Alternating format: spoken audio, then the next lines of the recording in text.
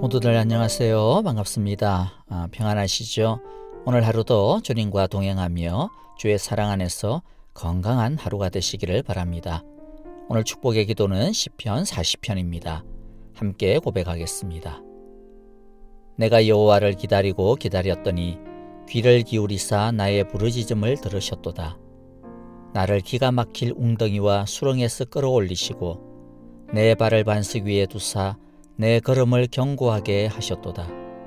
새 노래 곧 우리 하나님께 올릴 찬송을 내 입에 두셨으니 많은 사람이 보고 두려워하여 하나님을 의지하리로다. 여호와를 의지하고 교만한 자와 거짓에 치우치는 자를 돌아보지 아니하는 자는 복이 있도다. 주를 찾는 자는 다 주 안에서 즐거워하고 기뻐하게 하시며 주의 구원을 사랑하는 자는 항상 말하기를 여호와는 위대하다 하게 하소서. 나는 가난하고 궁핍하오나 주께서는 나를 생각하시오니 주는 나의 도움이시요 나를 건지시는 이시라. 나의 하나님이여 지체하지 마소서. 아멘. 이 시간 우리 함께 찬양 드릴 때 시편 40편으로 지어진 잘 알려진 찬양이 하나 있죠. 하나님의 음성을 듣고자 기도하며 기가 막힌 웅덩이 속에서도 우리에게 새 노래를 주시는 하나님이심을 이 시간 찬양하기를 바랍니다. 주를 찾고 의지하는 자를 건져주시고 하나님의 복 안으로 품어주시는 주를 믿습니다. 함께 찬양하겠습니다.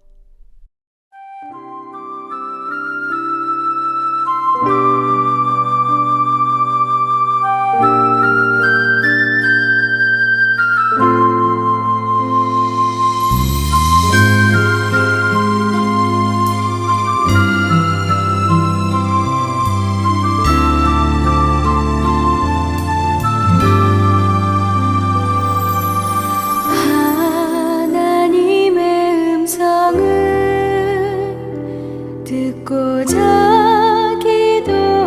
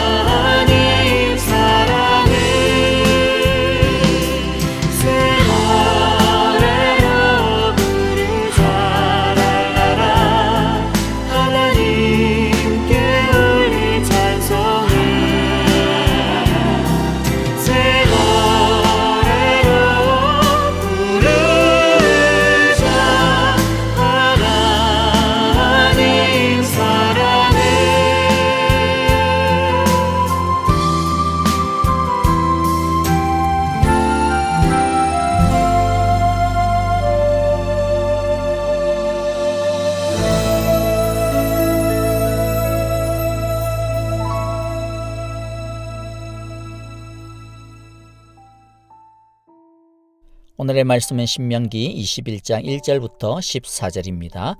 제가 먼저 1절을 읽겠습니다. 너희의 하나님 여호와께서 너희에게 주셔서 차지하게 하시는 땅에서 누구에게 살해되었는지 알 수 없는 사람의 시신을 들에서 발견할 때에는 장로들과 재판관들이 현장에 나가서 그 피살된 곳의 주위에 있는 성읍들에 이르는 거리를 재어라. 그 피살된 곳에서 가장 가까운 성읍의 장로들은 아직 멍에를 메고 일한 적이 없는 암송아지 한 마리를 끌고 와서 물이 늘 흐르는 골짜기, 갈지도 심은 적도 없는 골짜기로 그 암송아지를 끌고 내려가 물가에서 암송아지의 목을 꺾어서 죽여라. 그때에 레위 자손 제사장들도 그곳으로 나와야 한다. 그들은 너희의 하나님 여호와께서 선택하셔서 여호와를 섬기며 여호와의 이름으로 축복하는 직책을 맡은 사람으로서 모든 소송과 분쟁을 판결할 것이다. 이때 피살자의 시신이 발견된 곳에서 가장 가까운 성읍의 장로들은 물가에서 목이 꺾인 암송아지 위에 냇물로 손을 씻고 아래와 같이 증언하여라. 우리는 이 사람을 죽이지 않았고 이 사람이 살해되는 현장을 목격하지도 못하였습니다. 여호와여 주께서 속량하여 주신 주님의 백성 이스라엘의 죄를 사하여 주시고 주님의 백성 이스라엘 사람에게 무죄한 사람을 죽인 살인죄를 지우지 말아 주십시오. 이렇게 하면 그들은 살인의 책임을 벗게 될 것이다. 이렇게 해서 너희들은 너희에게 지워진 살인의 책임을 벗도록 하여라. 이렇게 하는 것은 여호와께서 보시기에 옳은 일이다. 너희가 적군과 싸울 때에 너희의 하나님 여호와께서 적군을 너희의 손에 넘겨주셔서 너희가 그들을 사로잡았을 때에 그 포로들 가운데서 마음에 드는 아리따운 여자가 있으면 그를 아내로 삼아도 된다. 그 여자를 아내로 삼을 남자는 그 여자를 자기 집으로 데리고 가서 그 머리를 밀고 손톱을 깎고 잡혀올 때에 입었던 포로의 옷을 벗게 하여야 한다. 그리고 한 달 동안 집 안에 있으면서 자기의 부모를 생각하면서 애곡하게 하여야 한다. 그런 다음에라야 동침할 수 있다. 이렇게 하여 부부가 된다.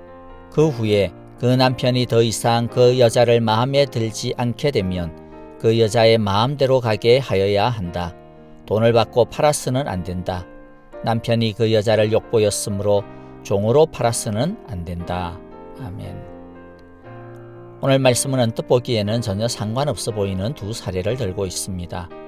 하지만 이 두 이야기는 약한 자들에 대한 하나님의 사회적인 정의에 대한 관심을 보여주는 이야기입니다. 신명기를 읽을 때 종종 불편한 느낌이 들 수도 있습니다. 왜냐하면 우리의 관점에서는 도무지 이해가 안 되는 사례들이 나오기 때문이죠. 앞으로도 종종 말씀을 드리겠지만은 오늘날 우리들의 도덕기나 관습, 이해와 도법 체계를 가지고 자꾸 판단하려고 하면 안 됩니다. 여러 정황들이 우리랑 너무 다르기 때문입니다. 우리와 신명기는 적어도 3200년 이상이나 차이가 납니다. 그 옛날의 보편적인 삶의 상황과 또 정황들이 오늘날 우리들과는 전혀 다르겠죠. 상상할 수도 없는 환경의 차이가 있을 겁니다. 게다가 신명기는 전쟁이라고 하는 상황, 새로운 나라를 세워나가야 한다라고 하는 상황이 깔려 있습니다. 우리는 다문화, 다원화된 세속주의적인 세상 속에서 살지만은 신명기의 이스라엘은 하나님 중심의 신정사회라고 하는 백그라운드가 있습니다. 문화적으로도 이집트 가나안 종교와 문화를 배격하고 하나님 여호와 신앙과 전통을 새롭게 세워나가야 한다라고 하는 굉장히 역사적인 첫 시작, 사명이 깔려있는 중요한 차이를 가지고 있습니다. 그러니까 좀 우리 생각으로는 영 불편하고 이상해도 이 극복하기 어려운 차이와 다름이 있다는 것을 잊지 말고 좀 보아야 될 것 같습니다. 첫 번째 에피소드는 들판에서 이유와 범인을 알 수 없는 변사체를 발견했을 때 어떻게 처리할 것인가 하는 문제입니다. 오늘날로 좀 예를 들까요? 길에서 노숙자가 죽은 것이 발견되어진 그런 케이스와 비슷하다고 보면 되겠습니다. 하나님은 그 시신이 발견된 지점에서부터 가장 가까운 마을이 이 시신을 처리해야 한다고 말씀합니다. 이들은 그냥 시신을 치우는 것이 아니라 이 사람의 죽음에 대해 그 마을 중 어느 누구도 책임이 없다라고 하는 것을 또 하나님께 제사를 드리면서 선언해야 합니다. 우리는 여기서 아무도 돌보지 않는 한 죽음에 대해서조차도 하나님은 연민을 가지고 계시다라는 것을 배우게 됩니다. 하나님은 설령 자신들과 아무런 연관이 없다 하더라도 나 몰라라 해서는 안 된다고 말씀합니다. 그 불쌍한 죽음에 대해 연민과 책임을 가지라는 것이죠. 비록 시신이라 할지라도 잘 처리해야 될 것을 말씀하고 있습니다. 그런데 하나님은 죽은 사람을 장사 지내는 것을 넘어서서 이 사람의 죽음을 두고서 죄 씻음의 제사를 드리라고 하시는 이유가 뭘까요? 이 죽음에 대해 책임이 없다라는 것을 분명하게 선언하고 그것을 하나님께 제사 드리면서까지 하나님 앞에서 맹세하게 하시는 것이 그 이유가 뭘까요? 하나님은 어떤 죽음이라도 그 죽음을 결코 가볍게 여기지 않는다라고 하는 것을 보여주시는 것입니다. 하나님은 이스라엘 백성들에게 내가 이 사람의 죽음을 반드시 기억할 것이라는 것을 보여주고 있습니다. 사람들은 아무도 본 사람이 없으니 이 사건은 완전 범죄라고 생각할지 모르지만은 사람들은 이 죽음을 잊어버릴지는 몰라도 그러나 하나님은 이 죽음을 알고 계시고 아니 보셨고 기억하실 것이라는 겁니다. 이 사람의 피의 하소연이 하나님의 법정에 이미 접수가 되었고 하나님은 그 사람의 피의 하소연을 따라 결국 공의롭게 처리하실 것임을 이스라엘 백성들에게 보여주시는 것입니다. 사람들이 자신들은 이 죽음에 대해 아무런 연관이 없다고 해서 손을 씻었는데 만일 그들 중 누군가 이 죽음에 대해 책임이 있다면 결국 하나님 앞에서 드러나게 될 것이고 그때는 이 죽음과 더불어 하나님을 속인 죄까지 받게 될 것이라고 하는 경고인 셈이죠. 또 하나 하나님은 이런 일을 통해서 이스라엘 안에서 이런 불의한 일이 절대로 일어나지 못하도록 경고하고 계시는 것입니다. 두 번째 사례는 포로로 잡혀온 여인과 결혼을 하게 되었을 때의 책임에 대한 말씀입니다. 권은 없다고 보시면 됩니다. 포로는 그냥 전리품, 뭐냐면 그냥 사고 팔 수 있는 물건 재산인 것이죠. 내가 목숨값으로 벌어온 재산인 겁니다. 거기에다가 여자 포로는 제가 더 이상 말을 하지 않아도 여러분들도 짐작이 되시겠죠. 그렇다고 해서 포로라고 해서 엄청 아무렇게나 막 때리고 막 그렇게 하지는 않았습니다. 왜냐하면 방금 말씀드렸잖아요. 재산이니까요. 그것도 상당히 고가의 재산이기 때문에 함부로 했다가 흠이 있으면 손해니까요. 그러니까 그 사람을 불쌍해서 여기는 것도 아니고 인권에 대한 어떤 의식이 있어서가 아니라 그냥 재산이기 때문에 손해나면 안 되니까 그렇게 다루고 있었다라는 것이죠. 자, 여러분들 기본적으로 어쨌든 포로로 잡혀온 사람들은 사고 팔 수 있는 물건, 재산이라는 것, 이것이 당시의 보편적인 가치관이었음을 염두에 두시고요.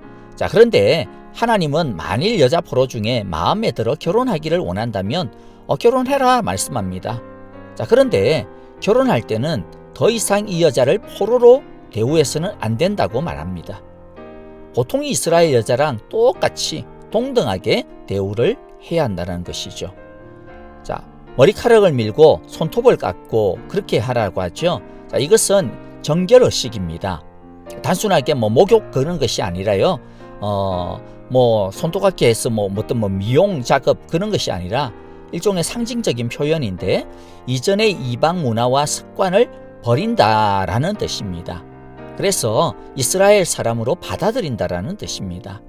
그리고 포로의 옷을 벗기고 집으로 들여와 산다라고 하는 것은 더 이상 이 사람을 이제 포로로 대우하는 것이 아니라 한 가족으로 받아들였음을 뜻하는 것입니다. 그리고 그 부모를 위해 한 달간 애곡할 수 있도록 배려해 줍니다. 이 여인의 마음, 그 상실된 마음, 그 아픈 마음을 위로하고 달래주고 연민으로 그 여인의 마음을 이해하는 것을 말하는 것이죠. 그런 다음에라야 정식으로 같이 살 수 있었습니다.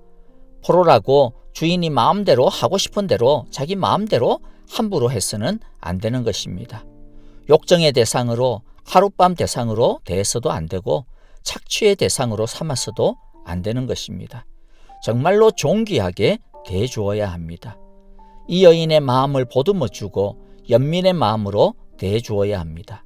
정식으로 아내로 삼아야지 그냥 대충 살다가 그 다음에는 그냥 치워버리고 절대로 그렇게 해서는 안 되었던 것이죠. 자, 그러다가 만일 이혼을 할 때도 마찬가지입니다. 물건처럼 함부로 대해서도 안 되고 싫어졌으니까 다시 이제 너는 노예다. 그러니까 내가 다시 팔아버릴 거야. 절대로 그렇게 해서도 안 되는 것이죠. 이 여인은 자유하게 될 것이고 다른 이스라엘 여인처럼 살 수 있도록 해주어야 합니다. 말씀을 정리하면서 우리가 적용할 것을 한번 생각해 봅시다. 첫 번째는 하나님께서 쓸쓸하게 죽어간 사람에 대해 연민을 가지듯이 우리도 우리 사회 안에 있는 기억되지 못하는 소외된 사람들에 대한 연민과 사랑을 가질 수 있어야겠습니다. 우리가 그들에 대해 잘 알지 못하여도 적어도 이 땅의 낮은 곳을 향해 마음을 다해 기도할 수 있어야겠습니다. 요즘과 같은 재난의 시기에 가장 큰 위험과 어려움에 노출되어 있는 사람들을 위해 오늘 하루 기도할 수 있었으면 합니다. 두 번째, 포로였던 여자라도 정상적인 이스라엘의 여자처럼 정식으로 아내로 삼아야 한다라고 말씀하시는 이 하나님의 마음을 우리가 좀 본받았으면 좋겠습니다. 이 하나님의 마음처럼 예수님도 우리를 그렇게 대해주셨거든요. 예수님은 죄와 사망의 노예였던 우리를 당신의 신부로 존귀하게 맞아주셨습니다. 사랑이라고 하는 것은 존귀하게 대하는 것입니다. 보석처럼 대하는 것입니다. 5월달을 우리가 흔히 가정의 달이라고 하지 않습니까? 예수님이 나를 보석과 같은 신부로 맞아주신 것처럼 옆에 있는 아내를, 남편을, 부모님을, 자녀를 보석처럼 존귀하게 사랑하며 함께 나누기를 바랍니다. 사랑이 별거 있겠습니까? 하나님이 나를 사랑해 주시듯이 예수님이 나를 사랑해 주셨듯이 그냥 똑같이 하면 되지 않겠습니까? 우리 모두 주님처럼 서로 존귀히 사랑하는 사람들이 되시기를 바랍니다. 우리 함께 주기도문으로 기도하겠습니다. 하늘에 계신 우리 아버지, 아버지의 이름을 거룩하게 하시며 아버지의 나라가 오게 하시며 아버지의 뜻이 하늘에서와 같이 땅에서도 이루어지게 하소서. 오늘 우리에게 일용할 양식을 주시고 우리가 우리에게 잘못한 사람을 용서하여 준 것 같이 우리 죄를 용서하여 주시고 우리를 시험에 빠지지 않게 하시고 악에서 구하소서. 나라와 권능과 영광이 영원히 아버지의 것입니다. 아멘. 이제 우리 찬양과 더불어 기도하실 때 오늘 말씀을 따라 기도합시다. 우리 안에 하나님의 마음을 주옵소서, 연민의 마음, 존귀히 여기는 마음을 주옵소서라고 기도합시다. 코로나 바이러스로부터 사랑의 교회 온 가정과 일터를 보호하여 주소서. 특별히 이 사회에 아주 취약한 곳에 있는 사람들을 지키고 보호하여 주시옵소서라고 기도합시다. 오늘도 주님처럼 서로 존귀히 여기는 사랑의 날들이 되시기를 바라고요. 내일 아침에는 사랑으로 이뻐진 모습으로 우리 하나님을 예배하도록 합시다. 감사합니다. 안녕히 계십시오.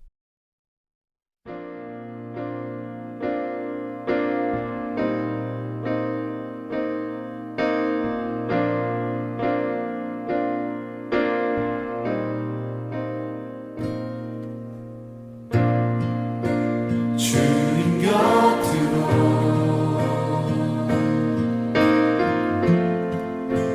날 이끄소서. 내 모든 것 다 드리며 주 음성 듣기 원하네. 나의 참 소망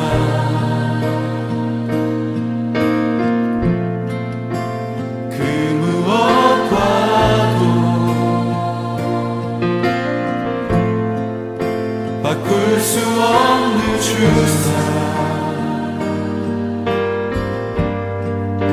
그 품 안에 나 안기니